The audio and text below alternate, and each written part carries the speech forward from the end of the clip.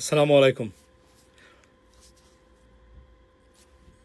এতদিন ধরে বাংলাদেশের মিলিটারি নিয়ে বা মিলিটারি ক্যাপাসিটি বিল্ডিং বা ভিশন 2030 প্রজেক্ট নিয়ে যে বক্তব্যগুলো দিচ্ছিলাম সেগুলারই ভেরিফিকেশন অবশেষে আসলো বাংলাদেশের মিলিটারি থেকে, অর্থাৎ বিডি মিলিটারি এই ভেরিফাইড আইডি থেকে টুইট অ্যাকাউন্ট থেকে আজকে কনফার্ম করা হয়েছে বাংলাদেশের মিলিটারির যে কী কী মিলিটারি ইকুইপমেন্টস বা আপনার আপনার এই এয়ার ডিফেন্স বা মিলিটারি ক্যাপাবিলিটি বৃদ্ধির জন্য কী কী করতে যাচ্ছে করতেছে বর্তমানে সরকার, সেটা যা বলছিলাম এতদিন ধরে যেগুলো আমরা বলছিলাম হতে যাচ্ছে, I can tell you the রাইটটা কনফার্ম তারা কনফার্ম করতেছেন it is about to happen and it is confirmed is going to happen. আমি আপনাদেরকে বলি এই প্রত্যেকটা নিয়ে আমি একটা ভিডিও আপনাদেরকে দিয়েছিলাম, পরে দেখেন আপনারা।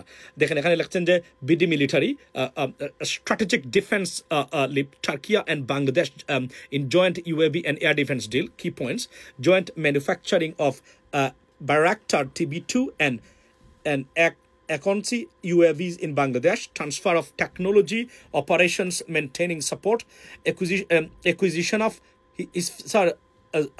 zero plus medium range super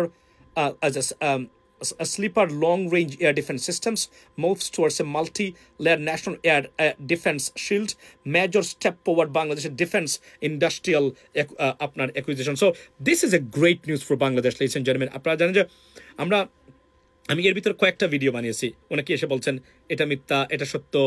not all of them, few people, obviously এটা ইটস ভেরি নর্মাল, বাট তারপরেও এটা যে এইগুলো প্রত্যেকটা নিউজ যে সত্যিকার অর্থেই কনফার্ম ছিল এবং এটা যে প্রজেক্টের অংশ, এই প্রত্যেকটা ভিডিও আমি এক একটা সাবজেক্টের উপরে এক একটা ভিডিও বানিয়েছিলাম, এখানে এক একটা কি পয়েন্টের উপরে, এবং এটা বাস্তবে প্রমাণিত হলো, এটা সত্য এবং এটাই করতে। This is a great news for বাংলাদেশের মিলিটারি এবং এয়ার ডিফেন্স এবং to protect our sovereignty, ladies and gentleman. বিগত 17 বছরে বাংলাদেশের মিলিটারিকে এবং বাংলাদেশের এই ক্যাপাবিলিটাকে অলমোস্ট ধ্বংস করে দেওয়া হয়েছিল ভারতের আপত্তির কারণে বা তাদের কুক্ষিগত রাষ্ট্র ব্যবস্থা বা তাদের এজেন্ডা দ্বারা পরিচালিত সরকার থাকার কারণে।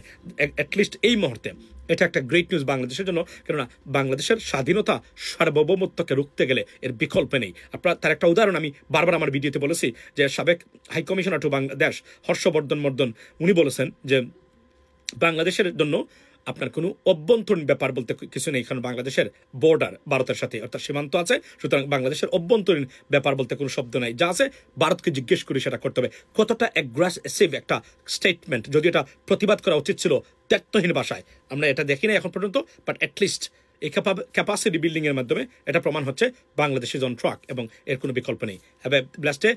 If I see any more updates I will let you know, ladies and gentleman. Have a blessed day. আসসালামু আলাইকুম।